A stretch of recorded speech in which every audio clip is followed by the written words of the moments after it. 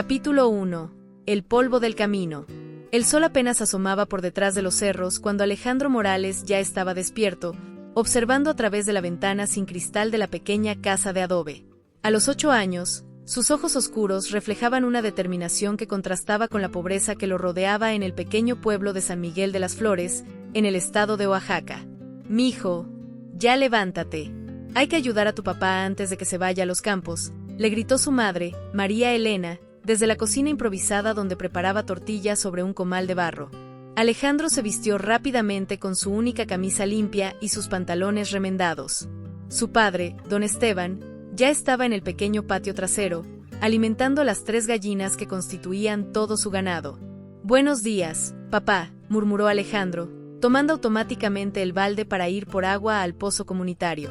Don Esteban, un hombre curtido por años de trabajo bajo el sol, le puso una mano callosa en el hombro.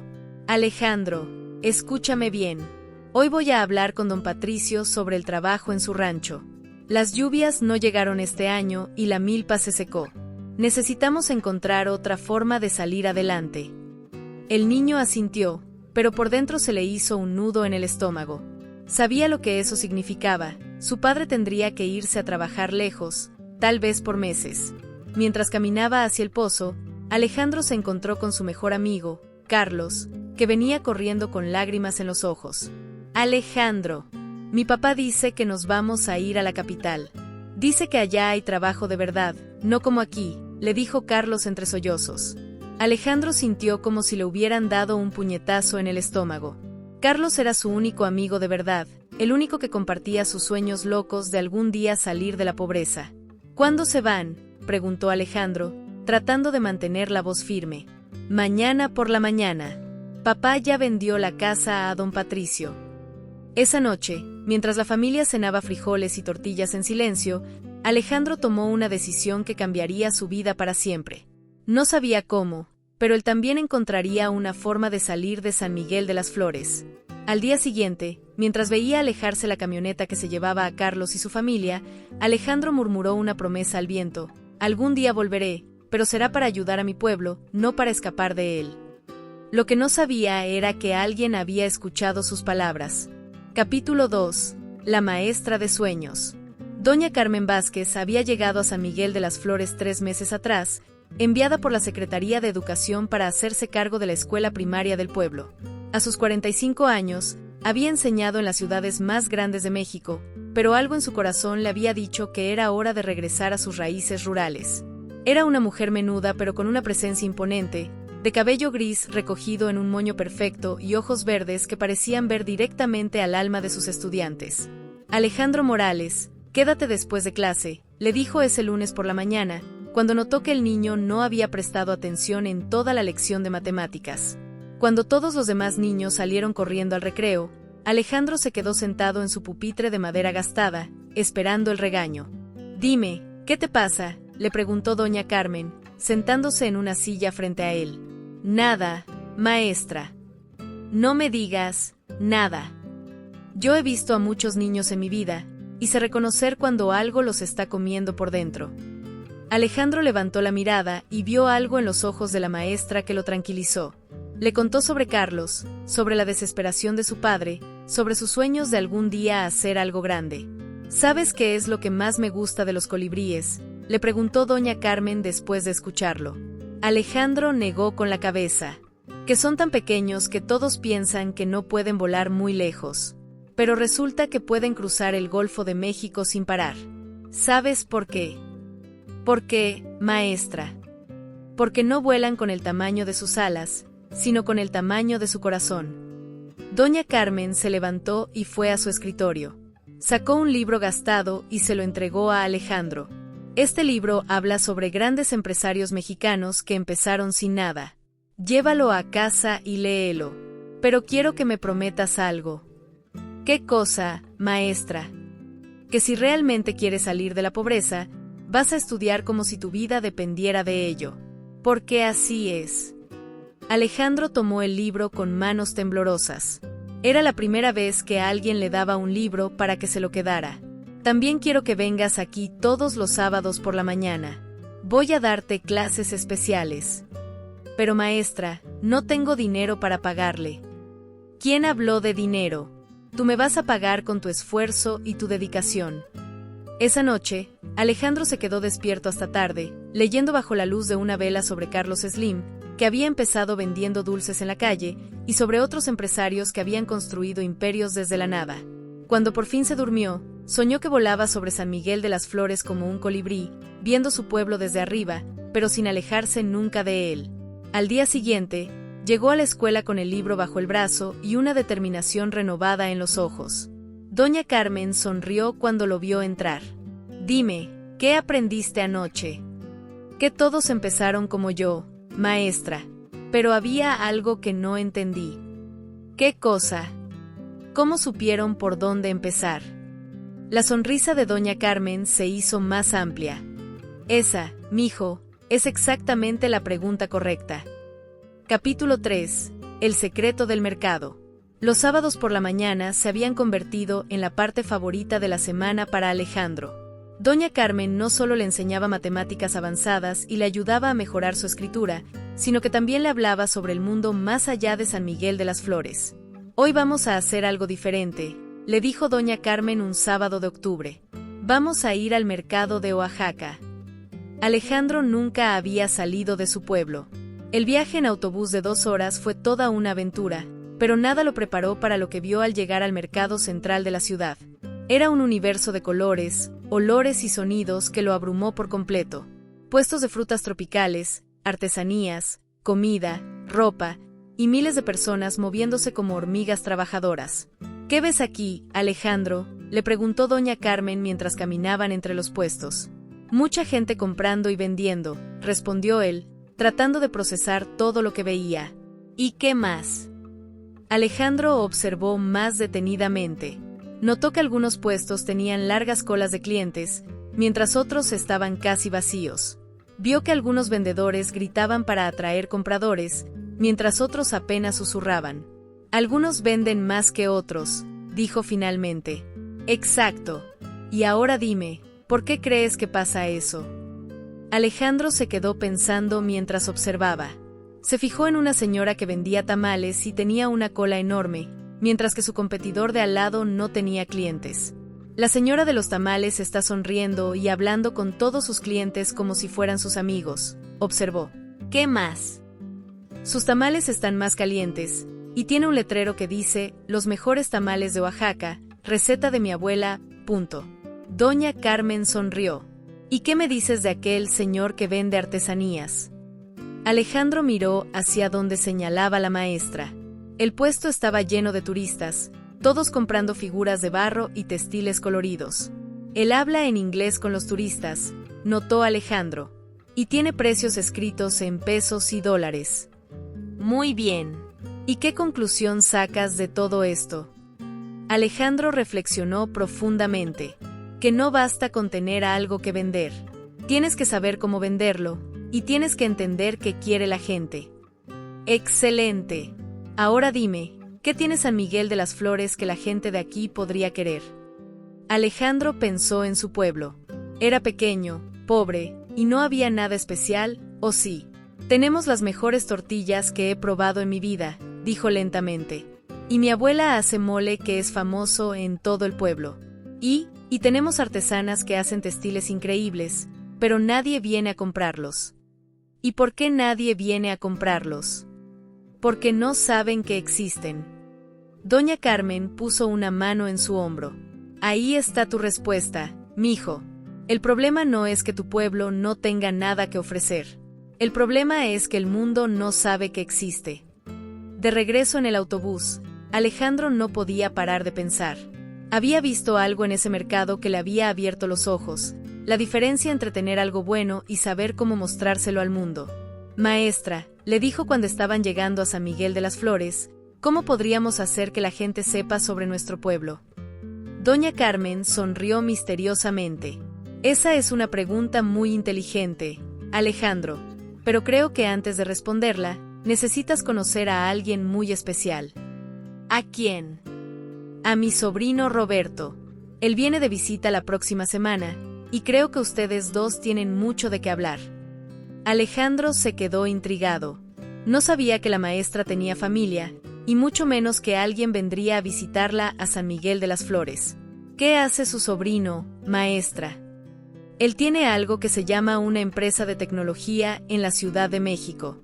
Pero lo más interesante es que él también creció en un pueblo como este. Alejandro sintió que algo importante estaba por suceder. Era como si todas las piezas de un rompecabezas estuvieran empezando a encajar, aunque aún no podía ver la imagen completa. Capítulo 4. El mundo digital. Roberto Vázquez llegó a San Miguel de las Flores en una camioneta pick-up que levantó una nube de polvo al estacionarse frente a la escuela. Era un hombre de 35 años, alto y delgado, con barba cuidadosamente recortada y ojos vivaces que parecían estar constantemente analizando todo a su alrededor. «Así que tú eres el famoso Alejandro», le dijo cuando doña Carmen se lo presentó. «Mi tía me ha contado mucho sobre ti». Alejandro se sintió cohibido. Roberto vestía jeans y una camisa que probablemente costaba más que todo lo que su familia tenía. «Mucho gusto, señor», murmuró. «Nada de, señor. Llámame Roberto. Y dime, ¿es cierto que quieres ser empresario?» «Sí, creo que sí». Roberto se rió. «¿Crees? Mijo, en los negocios no se puede creer. O quieres o no quieres. No hay término medio». Durante los siguientes días, Roberto se quedó en casa de doña Carmen, y todas las tardes venía a buscar a Alejandro para platicar. Le contó sobre su propia historia, cómo había crecido en un pueblo similar, cómo había logrado estudiar una carrera en computación y cómo había fundado su empresa de desarrollo de aplicaciones móviles. «¿Sabes qué es lo que más me gusta de la tecnología?», le preguntó Roberto una tarde mientras caminaban por el pueblo. «¿Qué? ¿Qué hace que el tamaño no importe? Un chavo en un pueblo perdido puede competir con las empresas más grandes del mundo si tiene una buena idea y sabe cómo ejecutarla». Roberto sacó su teléfono y le mostró varias aplicaciones que había desarrollado su empresa. «Esta la hicimos para conectar a productores de café directamente con compradores internacionales. Esta otra ayuda a pequeños comerciantes a vender sus productos en línea. Y esta de aquí conecta a turistas con guías locales auténticos». Alejandro observaba fascinado. Nunca había visto un teléfono inteligente de cerca. «¿Cómo funciona todo eso?», preguntó. «Te voy a explicar con un ejemplo», dijo Roberto. «¿Recuerdas lo que me contaste sobre las artesanas de tu pueblo? Sí, hacen textiles hermosos, pero nadie los compra». «Exacto.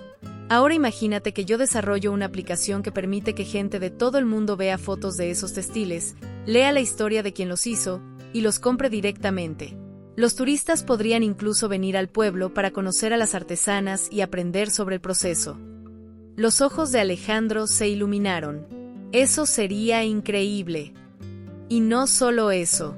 Imagínate si también incluimos a tu abuela con su mole y a otras personas del pueblo con sus especialidades. Podríamos crear una plataforma que muestre todo lo auténtico y especial que tiene San Miguel de las Flores». Alejandro sintió una emoción que nunca había experimentado. Por primera vez podía ver un camino concreto para ayudar a su pueblo. «¿Usted me podría enseñar a hacer eso?», preguntó con voz temblorosa. Roberto lo miró seriamente. «Mira, Alejandro, lo que estoy por decirte es muy importante. Yo puedo enseñarte los conceptos básicos, pero para realmente aprender esto necesitas estudiar mucho, practicar muchísimo y nunca rendirte. Va a ser el trabajo más difícil de tu vida». «Estoy dispuesto», dijo Alejandro sin dudar. «¿Estás seguro?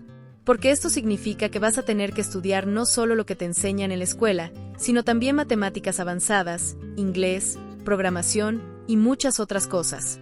Va a significar que mientras otros niños están jugando, tú vas a estar estudiando». «Sí, estoy seguro». Roberto sonrió y extendió su mano. «Entonces tenemos un trato. Yo te voy a enseñar todo lo que pueda mientras esté aquí, y voy a dejarte material para que sigas aprendiendo. Pero tú tienes que prometerme que no te vas a rendir, sin importar qué tan difícil se ponga». Alejandro estrechó la mano de Roberto con fuerza. «Se lo prometo». «Muy bien. Empezamos mañana. Y Alejandro». «Sí. Prepárate para que tu vida cambie para siempre». Esa noche, Alejandro no pudo dormir. Sentía como si hubiera encontrado el mapa del tesoro que había estado buscando toda su vida. Capítulo 5. El precio del conocimiento. Los siguientes 6 meses fueron los más intensos en la vida de Alejandro. Roberto había regresado a la Ciudad de México, pero había dejado una laptop usada, varios libros y un plan de estudios que parecía diseñado para un genio. Todas las mañanas, Alejandro asistía a clases normales con doña Carmen. Todas las tardes, después de ayudar a sus padres con las tareas del hogar, se sentaba con la laptop y estudiaba programación, inglés y matemáticas avanzadas. Roberto lo llamaba por video cada semana para revisar su progreso y responder sus preguntas. Poco a poco, Alejandro comenzó a entender conceptos que le parecían imposibles al principio. Muy bien, le decía Roberto durante una de sus llamadas. Ya entiendes los conceptos básicos de programación. Ahora necesitas crear tu primer proyecto. ¿Qué clase de proyecto? Algo simple pero útil para tu comunidad. ¿Qué problema podrías resolver con lo que ya sabes? Alejandro pensó. En las últimas semanas había estado observando su pueblo con ojos diferentes, identificando problemas que antes no veía. Bueno, muchas personas se quejan de que no saben cuándo llegan los camiones de los productos básicos al pueblo. A veces esperan horas, y otras veces se pierden la llegada completamente. Perfecto.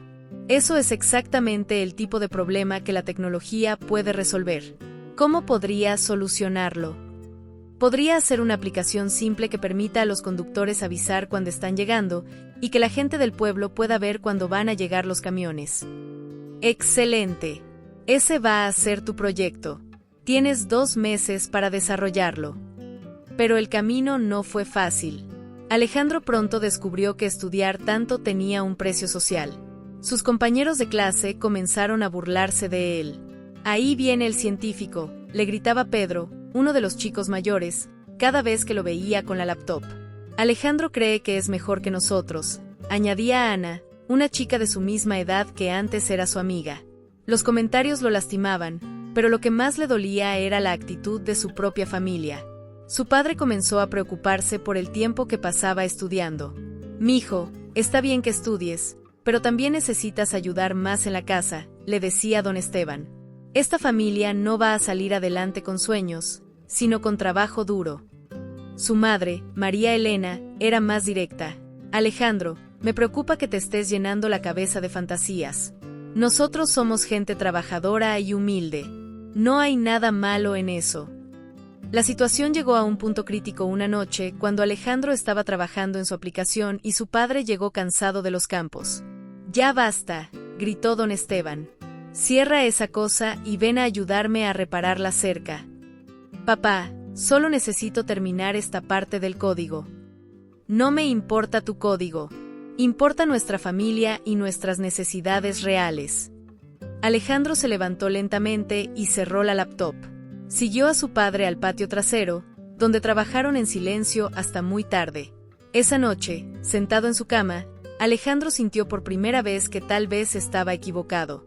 Tal vez sus padres tenían razón. Tal vez estaba persiguiendo sueños imposibles mientras su familia luchaba por sobrevivir. Al día siguiente, decidió no tocar la laptop. Ayudó a su madre con las labores domésticas, trabajó con su padre en el campo, y actuó como el hijo que sus padres querían que fuera. Pero esa noche, cuando todos estaban durmiendo, escuchó el sonido de su teléfono. Era Roberto. «Alejandro, no has enviado tu reporte semanal. ¿Está todo bien?» Alejandro le contó todo, las burlas de sus compañeros, la preocupación de sus padres, sus propias dudas. Roberto escuchó en silencio, y luego dijo: «Mijo, te voy a contar algo que nunca le he dicho a nadie. Cuando yo tenía tu edad, mi papá me dijo exactamente lo mismo que te está diciendo el tuyo. Y por un tiempo, le hice caso. ¿Qué pasó? Que me convertí en exactamente lo que él esperaba, un campesino pobre y resignado. Fue hasta los 18 años que me rebelé y decidí perseguir mis sueños. Pero perdí 10 años valiosos». Roberto hizo una pausa. «Alejandro, tus padres te aman y solo quieren protegerte. Pero a veces, el amor se convierte en una jaula. Tú tienes que decidir si vas a vivir en esa jaula o si vas a encontrar la forma de volar. Pero ¿cómo puedo seguir estudiando si mi familia no me apoya? Encontrando un equilibrio. Demuéstrales que tu educación no te aleja de ellos, sino que puede ayudarlos a todos. Y Alejandro. Sí. Termina esa aplicación. Porque cuando funcione y empiece a ayudar a la gente del pueblo, todos van a entender que no estás perdiendo el tiempo. Alejandro se quedó despierto hasta el amanecer, pensando en las palabras de Roberto. Cuando salió el sol, había tomado una decisión que cambiaría todo. Capítulo 6. El momento de la verdad. Alejandro desarrolló una estrategia. Durante el día, se comportaba como el hijo perfecto, ayudaba en casa, trabajaba en el campo y no mencionaba sus estudios. Pero por las noches, cuando todos dormían, se escondía en el pequeño cuarto de almacén detrás de la casa y trabajaba en secreto en su aplicación. Después de 6 semanas de trabajo nocturno, la aplicación estaba lista. Era simple pero funcional. Los conductores podían enviar un mensaje cuando estaban llegando al pueblo, y los habitantes podían ver en tiempo real cuando arribarían los camiones con productos básicos. Está perfecta, le dijo Roberto durante su llamada semanal. Ahora viene la parte difícil, convencer a la gente de que la use. Alejandro había pensado en eso. Sabía que tendría que empezar con alguien influyente en el pueblo. Y solo había una persona que podría ayudarlo, Doña Carmen. Maestra, necesito su ayuda, le dijo después de clases. Desarrollé algo que puede ayudar al pueblo, pero necesito que alguien me ayude a presentarlo. Le mostró la aplicación en su teléfono. Doña Carmen la estudió cuidadosamente, probando cada función. Esto es extraordinario, Alejandro, dijo finalmente. ¿Cuándo podemos presentarlo? ¿Usted me ayudaría? ¿Ayudarte? Mijo, esto es exactamente lo que nuestro pueblo necesita. Vamos a presentarlo en la próxima reunión del Consejo del Pueblo. Una semana después, Alejandro se encontró parado frente a 15 adultos en la pequeña oficina municipal, con su laptop en las manos y el corazón latiendo como tambor. Buenos días, comenzó con voz temblorosa. Mi nombre es Alejandro Morales, y he desarrollado una herramienta que puede facilitarnos la vida a todos. Explicó cómo funcionaba la aplicación, demostró sus características, y habló sobre los beneficios para la comunidad. Al principio, las caras de los adultos mostraban escepticismo, pero cuando vieron cómo la aplicación funcionaba en tiempo real, las expresiones comenzaron a cambiar. ¿Tú hiciste esto?, preguntó don Patricio, el hombre más rico del pueblo. Sí, señor. ¿Y cuántos años tienes? 13, señor. Un murmullo recorrió el salón. Alejandro vio a sus padres en la parte trasera, con expresiones de shock y orgullo mezclados. ¿Cuánto nos va a costar esto?, preguntó la presidenta municipal. Nada, respondió Alejandro. Es mi regalo para el pueblo. Después de deliberar durante 10 minutos, el consejo votó unánimemente por implementar la aplicación. En 2 semanas, todos los conductores de camiones tenían la aplicación instalada, y más del 70% de las familias del pueblo la estaban usando. El éxito fue inmediato. Ya no había largas esperas innecesarias, y la gente podía planificar mejor sus compras. Los conductores también estaban contentos porque podían avisar si tenían retrasos o problemas. Alejandro, ven acá, le dijo su padre una noche después de la cena. Quiero pedirte perdón. ¿Por qué, papá? Porque no entendí lo que estabas haciendo. Pensé que estabas perdiendo el tiempo con juegos, pero resulta que estabas ayudando a toda la comunidad. Su madre también se disculpó. Mijo, yo no sabía que eras tan inteligente. Estoy muy orgullosa de ti. Pero el verdadero cambio llegó cuando Roberto visitó el pueblo para ver el proyecto en acción. Alejandro, esto es increíble, le dijo. Pero tengo una propuesta que te va a cambiar la vida. ¿Qué es? Quiero que vengas a trabajar conmigo a la Ciudad de México. Obviamente, seguirías estudiando, pero también trabajarías en mi empresa los fines de semana y vacaciones. Sería como un internado, pero remunerado. Alejandro sintió como si el mundo se detuviera.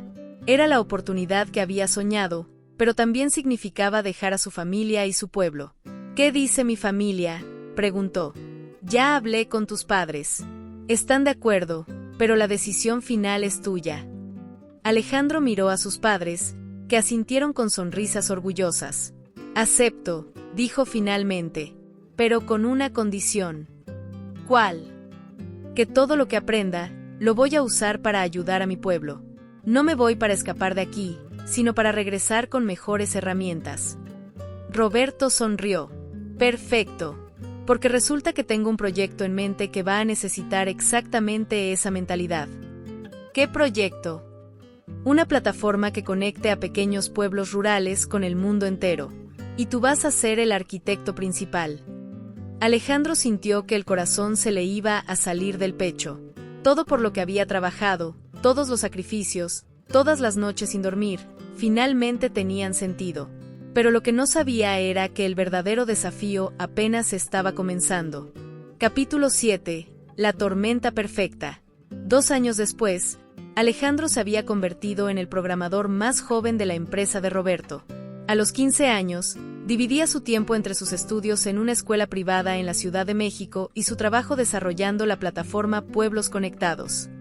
La plataforma había comenzado como un experimento con San Miguel de las Flores, pero rápidamente se había expandido a otros pueblos rurales.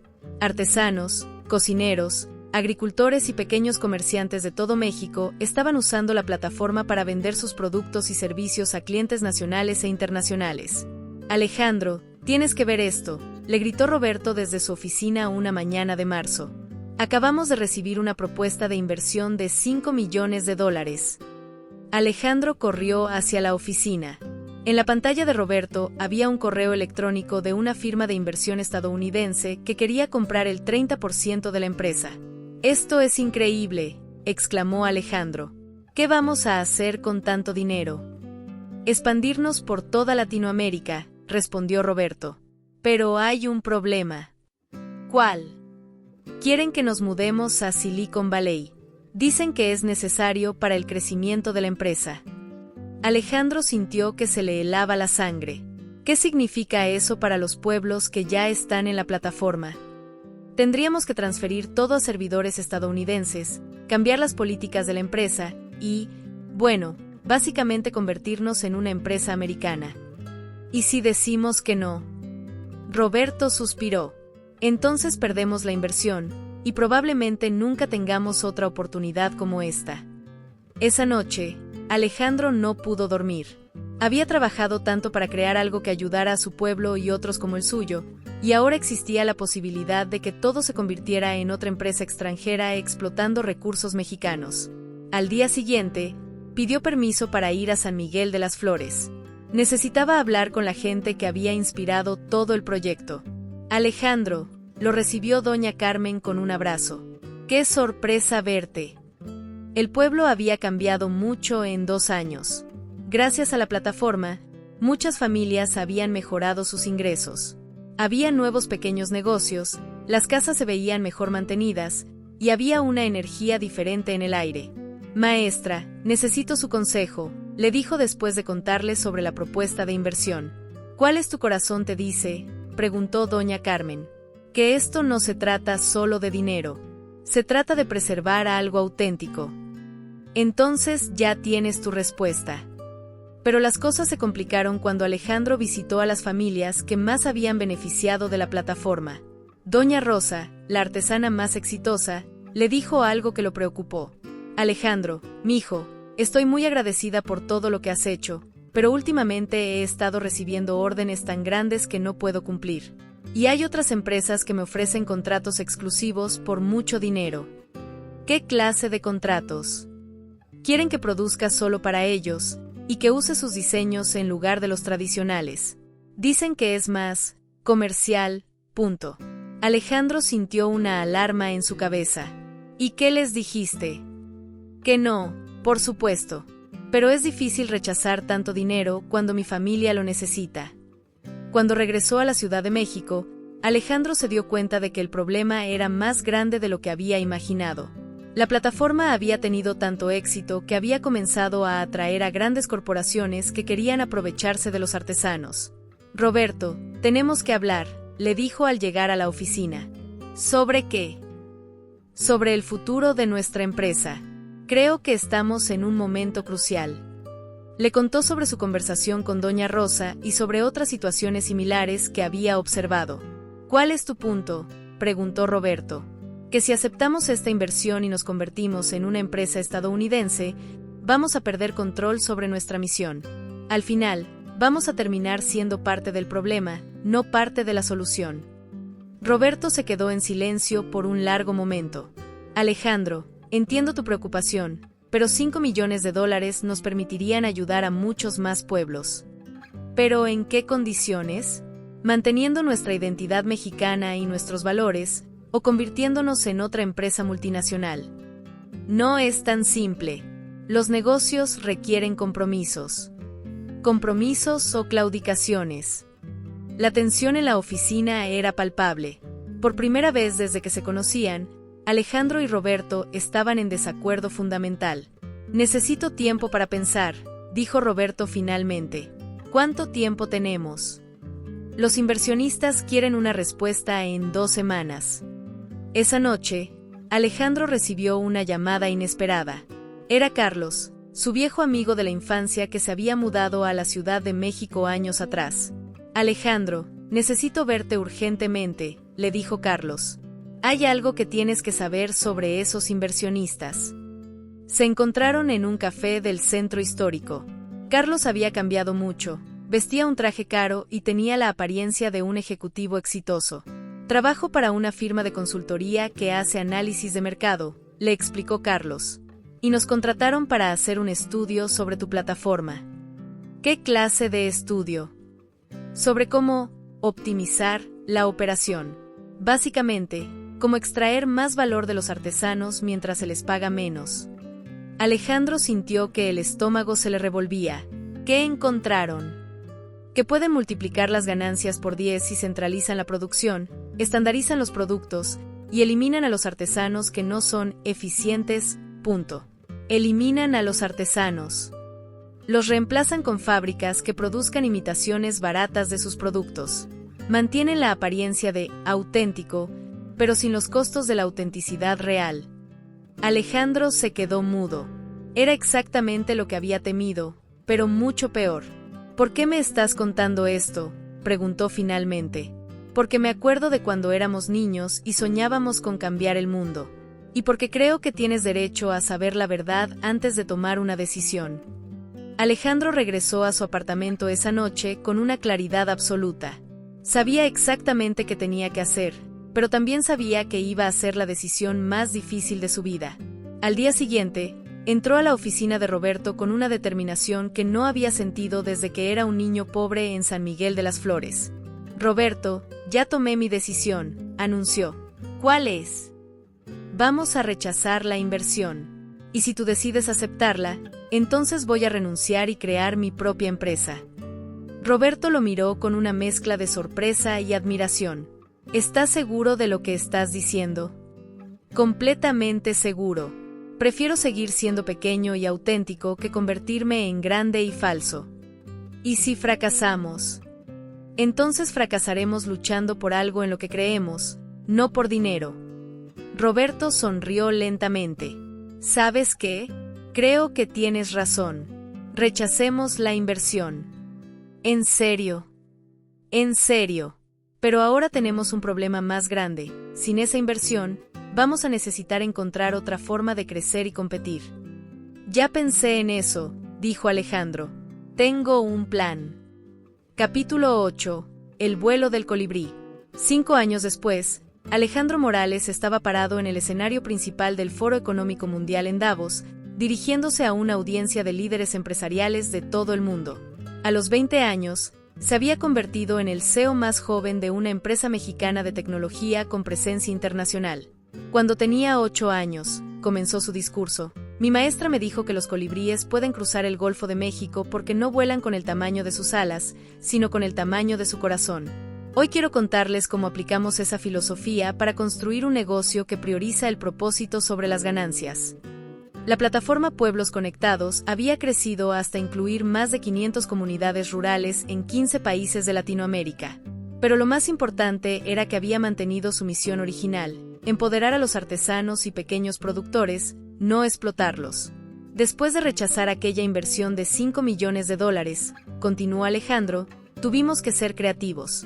Desarrollamos un modelo de negocio diferente, en lugar de tomar un porcentaje de las ventas, cobramos una membresía mensual muy baja y reinvertimos el 80% de nuestras ganancias en programas de capacitación y microcréditos para nuestros usuarios. La audiencia estaba fascinada. Alejandro explicó cómo habían construido una red de centros de capacitación en pueblos rurales, donde enseñaban no solo tecnología, sino también habilidades empresariales, marketing y gestión financiera. El resultado, dijo, es que nuestros usuarios no solo venden más, sino que también construyen negocios sostenibles que benefician a toda su comunidad. Después de su presentación, fue rodeado por inversores y periodistas. Pero la pregunta que más le hicieron fue la misma: ¿cómo lograste resistir la tentación de aceptar inversiones que te habrían hecho rico rápidamente? Porque aprendí que hay una diferencia entre ser rico y ser exitoso, respondía Alejandro. Ser rico es tener mucho dinero. Ser exitoso es saber que tu trabajo hace una diferencia real en la vida de las personas. Cuando terminó la conferencia, Alejandro tomó un vuelo directo a Oaxaca. Tenía una cita muy importante que no podía perder. De regreso en San Miguel de las Flores, el pueblo había cambiado dramáticamente. Las casas de adobe habían sido reemplazadas por construcciones de ladrillo. Había una nueva escuela, un centro de salud, y hasta un pequeño hotel para turistas que venían a conocer a los artesanos. Alejandro lo recibió doña Carmen, ahora de 60 años pero con la misma energía de siempre. ¡Qué orgullo me da verte! Maestra, tengo algo muy importante que decirle, le dijo Alejandro. ¿Qué es? Que todo lo que soy se lo debo a usted. Usted me enseñó a volar como un colibrí. Doña Carmen sonrió con lágrimas en los ojos. No, mijo, yo solo te enseñé que tenías alas. Volar fue decisión tuya. Esa noche, Alejandro cenó con su familia en la nueva casa que había construido para ellos. Su padre, don Esteban, ahora administraba una cooperativa de agricultores que vendía productos orgánicos a través de la plataforma. Su madre, María Elena, había fundado una escuela de cocina tradicional que atraía a estudiantes de todo México. Hijo, le dijo su padre, quiero pedirte perdón una vez más. ¿Por qué, papá? Porque cuando eras niño, yo te decía que soñar era una pérdida de tiempo.